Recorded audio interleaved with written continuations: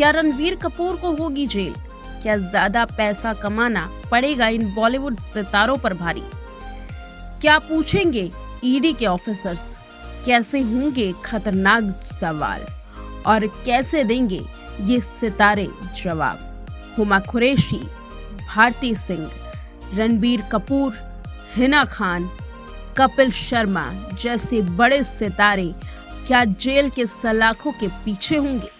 आज की रिपोर्ट में इसी बात पर चर्चा करेंगे।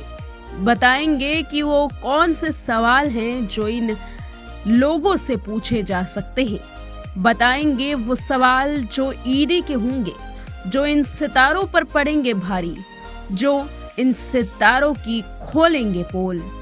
ज्यादा पैसा कमाने के कारण कैसे हवाला को लेकर के बन रही है कंट्रोवर्सी? कैसे हवाला के जरिए इन लोगों ने किया घपला? आज की रिपोर्ट पर डालेंगे पर्दा और साथ ही जानेंगे कि आखिर कैसे ये सितारे इस स्कैम में फंस चुके हैं और अब आगे आने वाले दिनों में इनका क्या हो सकता है।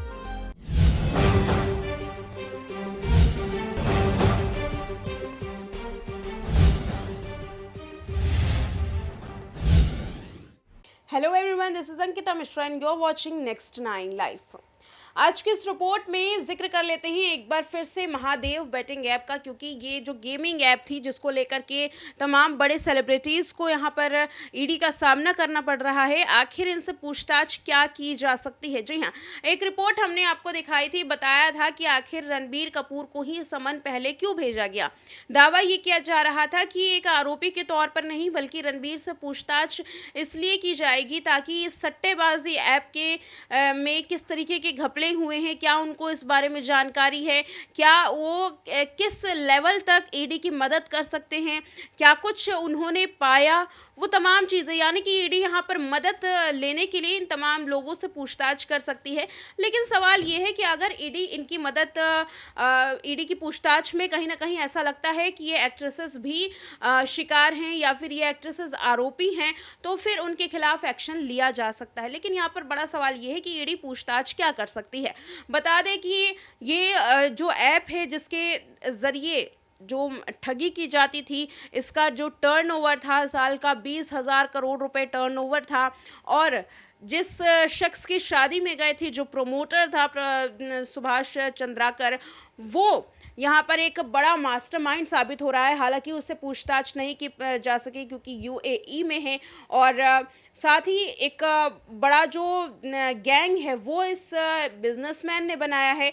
हालांकि आप इसे बिजनेसमैन कहें या फिर इसे आरोपी कहें, लेकिन जो ये स्कैम है वो लगातार बढ़ता ही जा रहा था। इसलिए भोपाल हो, चाहे वो छत्तीसगढ़ हो, चाहे वो मुंबई हो, लगातार पुलिस जो है इसकी छानबीन कर रही थी। कई करोड़ रुपए स्कैम के जब्त किए गए, गहने जब्त किए गए थे, कई ऐसी चीज़ें जो आपत्तिजनक थी उसे जब्त की गई थी। अब यहाँ पर एक्टर्स से, इन स्टार्स से क्या पूछताछ की जा सकती है इसी बारे में कि अगर वो उस शादी में गए थे, किसके ज़रिए उन्हें बुलाया गया था, किस तरीके से बुलाया गया, कैसे कैसे पेमेंट की गई थी, ये तमाम चीज़ें हैं जो पूछताछ में की जा सकती हैं। अब सवाल ये उठता है कि आगे ईडी और क्या पूछताछ की जा कर सकती है और किस के ज़रिए ये पूरा जो खेल है उसे समझ सकती है। बता दें कि ईडी यहाँ पर ये पूछ सकती है इन एक्टर्स से कि आखिर जो पैसे मिले कितने दिनों में मिले, कितनी धनराशि मिली, कैश कितना मिला था, और ज़्यादातर माना ये जा रहा है, जो रिपोर्ट सामने आई है कि ज़्यादातर जो पेमेंट्स हैं वो कैश में की गई हैं, यानी कि जो बैंकिंग ट्रांजैक्शन है वो बहुत कम हुआ है। तो एक बड़ा सवाल ये है कि इतना सारा कैश जो है वो कहाँ से आया आखिर, और इन लोगों ने वो कैश कैसे लिया, ये बड़ा सवाल है। आखिर जो पेमेंट हुई वो बैंकिंग के ज़रिए क्यों नहीं हुई थी, क्यों कैश में पेमेंट हुई, इन एक्टर्स ने कितने क्यों ऐसे पेमेंट ली, किस तरीके से वो यहाँ पर आए थे, कैसे उन्हें ले जाया गया था वहाँ पर, और क्या वहाँ का माहौल था जब प्रोमोटर से उन्होंने बात की।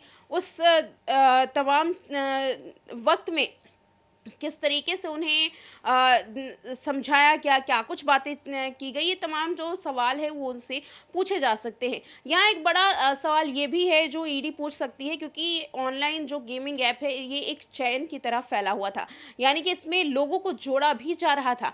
ऐसे में क्या इन एक्टर्स ने किसी को जोड़ा है, क्या इन एक्टर्स ने अपने ज़रिए इस ऐप को प्रमोट किया है, ये भी सवाल है, ये भी इन एक्टर्स से पूछा जाएगा। अगर ऐसा होता है तो यकीनन उन पर भी कार्रवाई की जाएगी, और साथ ही ये भी पूछा जाएगा कि क्या ये जो महादेव ऐप है, जो एक बड़े स्कैम का ज़रिया बन चुका है, क्या इसके बारे में वो कुछ भी जानते थे, क्या इसकी जानकारी कोई भी थी?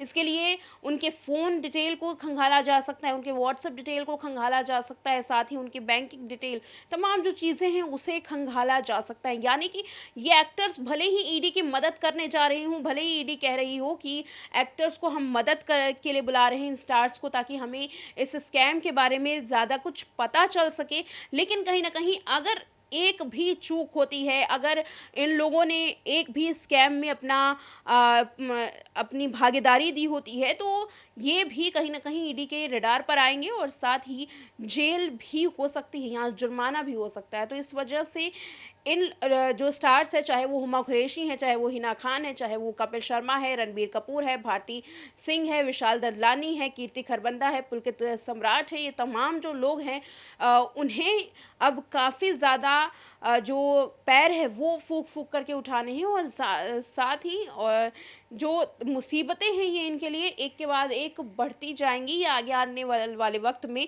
ये खुलासा भी हो सकता है। अगर ईडी की पूछताछ में ये थोड़ा भी सहयोग नहीं करेंगी या झूठ बोलते हैं, तो यकीनन ईडी इन पर शिकंजा कस सकती है। यानी कि फ़िलहाल अभी ज़्यादा तनाव की, ज़्यादा परेशानी वाली बात नहीं है, लेकिन आगे आने वाले वक्त में देखा ये जा सकता है कि ये एक सवाल एक जवाब से इनकी मुश्किलें जो हैं वो बढ़ सकती हैं।